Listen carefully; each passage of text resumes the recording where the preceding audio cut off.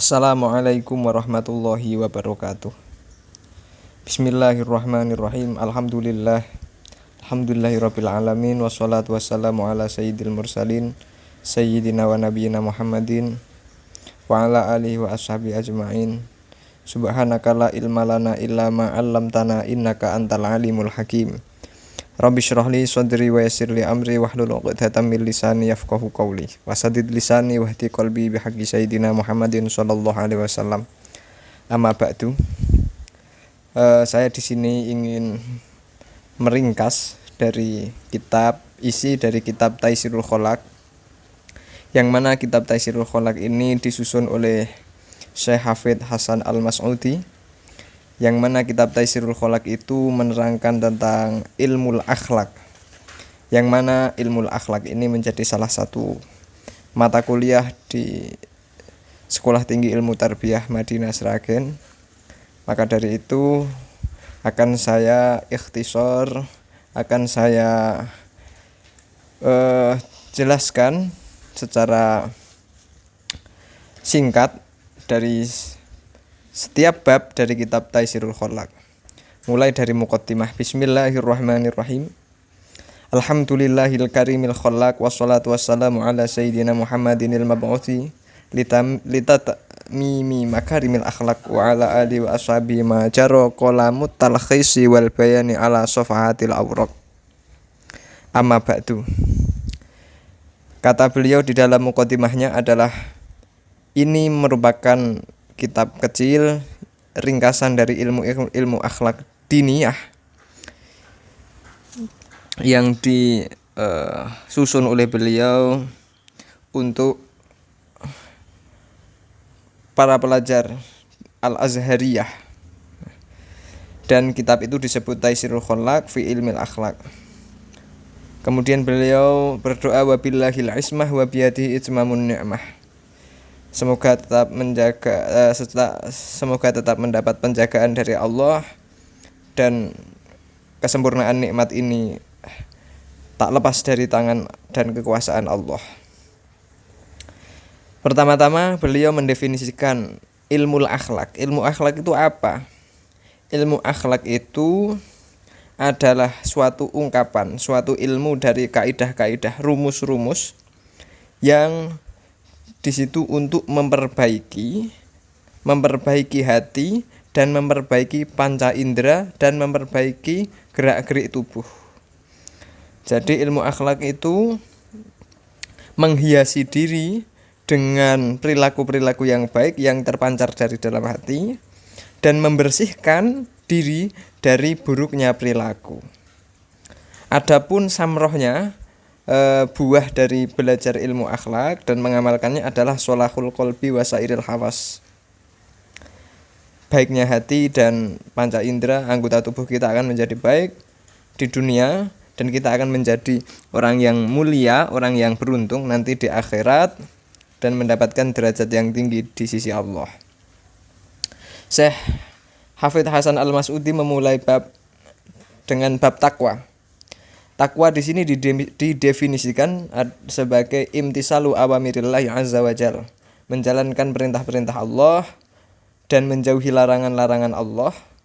Melaksanakan perintah dan menjauhi larangan itu dilakukan sirron wa alaniyah, dalam keadaan sembunyi-sembunyi atau ketika terang-terangan banyak orang.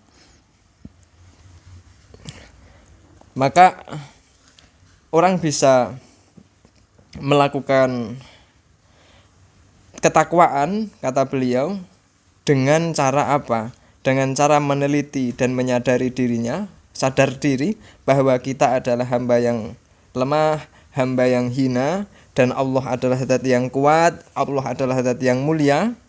Maka ketika kita menyadari hal tersebut, maka tidak ada baiknya, bahkan tidak patut sama sekali seorang hamba yang lemah kok durhaka dengan seorang sosok zat yang mulia.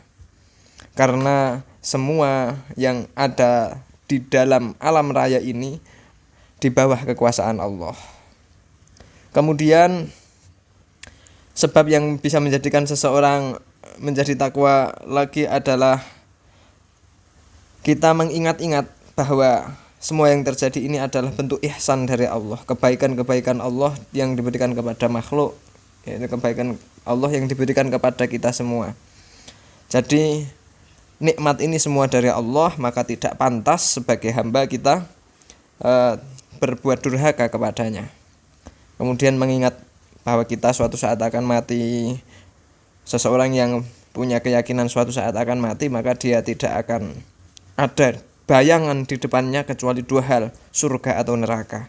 Kalau surga, dia harus melakukan amal-amal yang sholih sekuat tenaga dan menjauhi larangan-larangan Allah.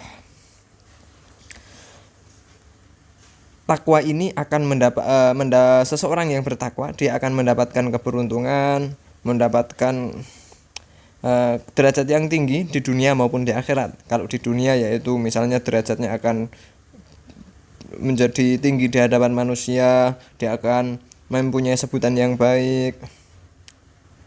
Orang yang takwa itu akan menjadi orang yang terhormat, itu dari kacamata dunia. Kalau kacamata akhirat, orang yang bertakwa itu akan najah minan nar, selamat dari neraka, dan dia akan mendapat keberuntungan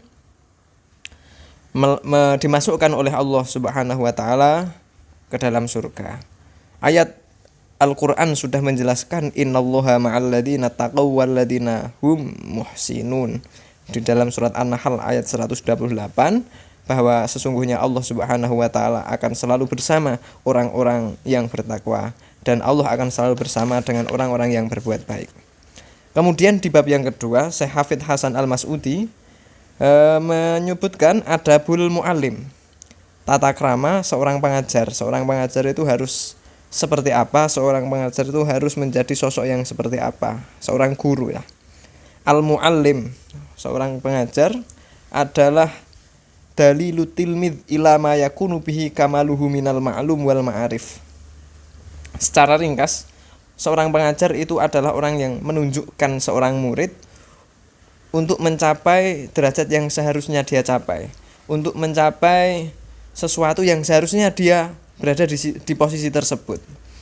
Jadi guru itu harus bisa mengantarkan muridnya, dia sebagai jalan petunjuk jalan seorang murid untuk mencapai keluhuran, mencapai derajat yang tinggi. Maka karena derajat seorang guru seperti itu, dia memiliki syarat. Seorang guru itu harus memiliki sifat-sifat yang mahmudah, sifat-sifat yang terpuji.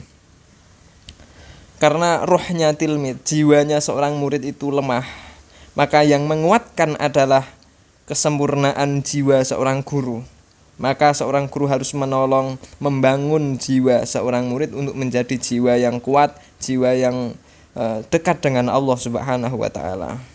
Maka seorang guru harus menjadi orang yang bertakwa, harus orang yang tawadhu, orang yang tidak keras kepala, orang yang murah hati, orang yang tenang, bijaksana, orang yang memiliki di dalam hatinya rasa kasih sayang memandang muridnya. Kalau ada murid yang kurang cepat pemikirannya, otaknya lemah, bagaimana sikapnya? Murid yang cerdas, bagaimana sikapnya? Dia bisa memahami posisi-posisi muridnya. Kemudian menasihati seorang murid dengan nasihat-nasihat yang membangun, mendidik adab yang baik, dan tidak memaksakan kehendak. Jadi seorang guru itu harus melihat porsi untuk yang bisa dikonsumsi seorang murid itu seperti apa. Kemudian beliau Syekh Hafidz Hasan Al-Mas'udi melanjutkan di bab yang ketiga, yaitu adabul muta'alim, tata krama seorang murid. Kalau tadi tata krama seorang guru, sekarang tata krama seorang murid. Seorang murid memiliki beberapa tata krama. Ada tata krama kepada dirinya sendiri, ada tata krama kepada ustadznya, ada tata krama kepada temannya. Dan itu kalau diterangkan banyak sekali dan luas sekali. Misal adab atau tata krama kepada dirinya sendiri, yaitu tarkul ujbi, tidak membanggakan diri. Jadi seseorang itu sukses, ketika dia berhasil, dia kembalikan bahwa semua itu adalah fadl, anugerah dari Allah dengan wasilah para guru. Nah, saya tidak bisa mencapai derajat ini kalau tidak ditunjukkan oleh guru, tidak diberi anugerah oleh Allah. Seorang murid harus tawadhu, nggak boleh sombong. Seorang murid harus jujur, sungguh-sungguh. Harus bisa dipercaya, tidak berkhianat. Seorang murid harus bijaksana, menjaga pandangannya dari hal-hal yang diharamkan oleh Allah. Kemudian seorang murid harus memiliki adab yang baik, salah satunya yaitu jangan sok tahu. Seorang murid tidak boleh sok tahu. Jadi kalau dia ditanya sesuatu yang memang dia tidak tahu, maka dia seharusnya menjawab, saya belum tahu, saya masih perlu belajar lagi. Kemudian adab seorang murid kepada ustadznya, sebagiannya adalah meyakini bahwa seorang guru, seorang muallim itu fadlahu akbaru min fadli walidayhi alaihi li'annahu yurabbi ruhah. Kalau di dalam kitab ini beliau menyatakan bahwa seorang muallim, seorang guru yang mendidik jiwa kita itu harus kita muliakan. Bahkan keutamaannya lebih utama daripada kedua orang tua kita sendiri. Ini menurut beliau. Karena orang tua kita mendidik, membesarkan raga kita. Seorang guru mendidik, membesarkan jiwa kita. Dan itu tidak boleh dipertentangkan, tidak boleh dibenturkan. Maka keduanya harus dihormati, keduanya harus diagungkan. Kita harus khudu, harus memiliki rasa tawadhu, memiliki rasa takzim di hadapannya. Ketika duduk di majelisnya, majelis dars, majelis pelajarannya, kita harus dengan adab, yaitu mendengarkan dengan baik. Kemudian tidak guyon sendiri. Kemudian di sini diterangkan tidak boleh memuji guru yang lain di hadapan guru kita. Maksudnya berarti kita nggak boleh membanding-bandingkan antara satu guru dengan guru yang lain di hadapannya. Ini nanti akan bisa ida itu menyakiti guru kita, dan akhirnya nanti kita tidak mendapatkan ridho seorang guru. Dan kita seorang murid tidak boleh malu bertanya kepada guru ketika kita menemukan pelajaran-pelajaran yang belum kita pahami. Kemudian yang selanjutnya adalah adab seorang murid kepada teman-temannya. Sebagiannya yaitu memuliakan teman-temannya. Memuliakan teman itu berarti tidak menghina, tidak membuli, tidak mengejek, karena kemampuan teman kita masing-masing. Kalau teman kita ada yang belum bisa memahami pelajaran, jangan dihina, kita bantu. Jangan sampai kita meremehkan teman kita, karena itu nanti bisa menimbulkan atau menyebabkan permusuhan. Kemudian beliau melanjutkan bab hukukul walidain, hak-hak kedua orang tua. Beliau menyatakan di sini kedua orang tua adalah sebab wujudnya manusia di bumi ini. Seandainya bukan karena sakit jerih payah orang tua, maka kita tidak akan hidup seenak ini, kita tidak akan mendapatkan kenikmatan yang kita rasakan sekarang ini. Adapun seorang ibu sangatlah susah karena beliau mengandung kita sudah sulit, sudah berat sekali, merawat kita sejak kecil. Adapun bapak kita, beliau sudah mencurahkan kekuatannya, tenaganya, waktunya, mengorbankan semuanya untuk bisa merawat kita, mendidik kita, menafkahi kita. Maka kita harus selalu mengingat nikmat dari Allah yang lewat kedua orang tua, yang dilewatkan kepada dua orang tua kita. Kita harus bersyukur kepada Allah, berterima kasih kepada kedua orang tua kita. Maka kita harus mengikuti perintah-perintah orang tua kita, kecuali perintah dalam maksiat. Apapun perintah orang tua kita ikuti, kecuali perintah itu perintah maksiat.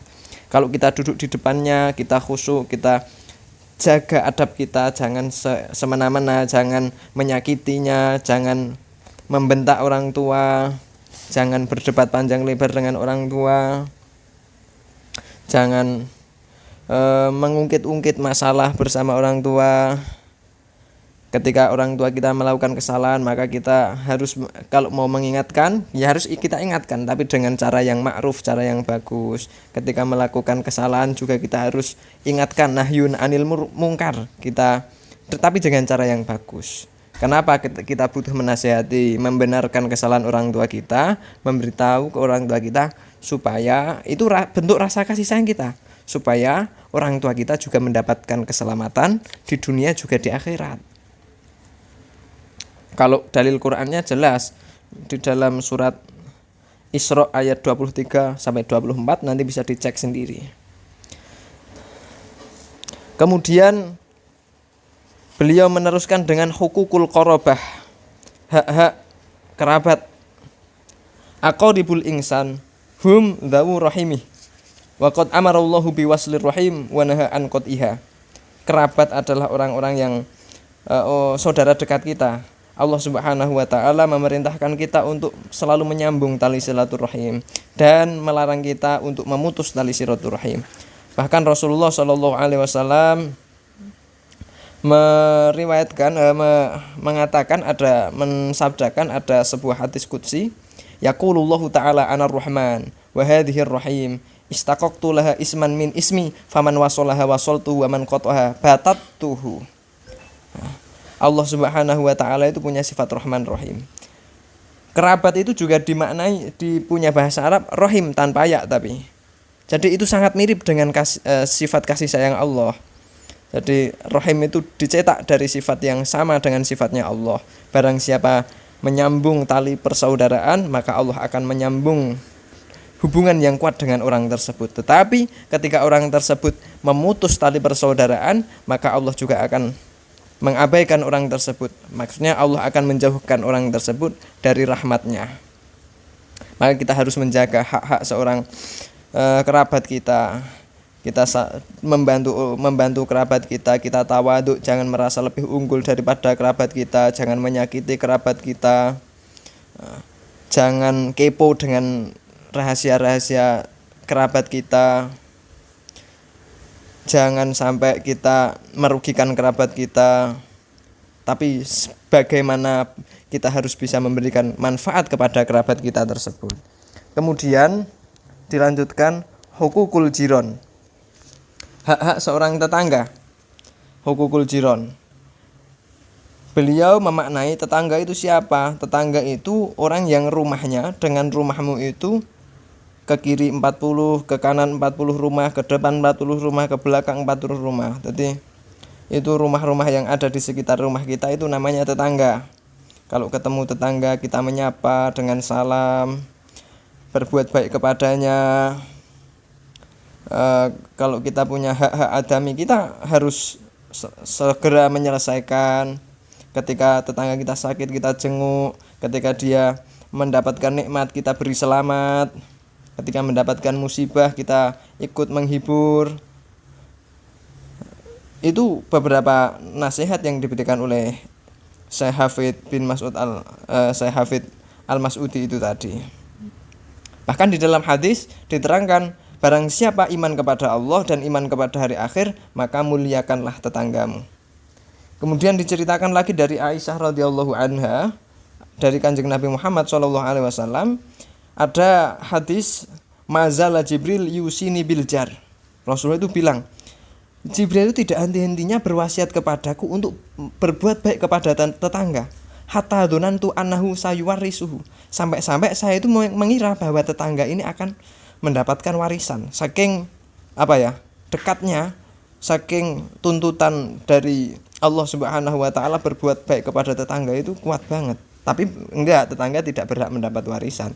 Tapi beliau itu ngendikan seakan-akan tetangga itu akan mendapat warisan. Saking beliau itu merasa malaikat Jibril itu selalu tidak henti-hentinya mengingatkan untuk berbuat baik dengan tetangga. Kemudian yang selanjutnya adalah adabul mu'asyarah.